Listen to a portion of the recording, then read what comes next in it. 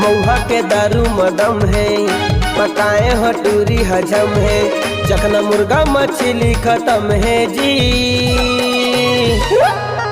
एक पौआ औला मोर बर कम है जी, एक पौआ औला मोर बर कम है, एक पौआ औला मोर बर कम है जी, एक पौआ औला मोर बर कम है।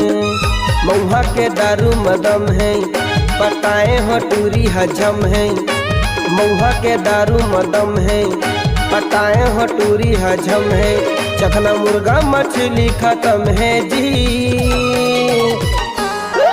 एक पौआ औला मोर बर कम है, एक पौआ औला मोर बर कम है, एक पौआ औला मोर बर कम है, एक पौआ औला मोर बर कम है।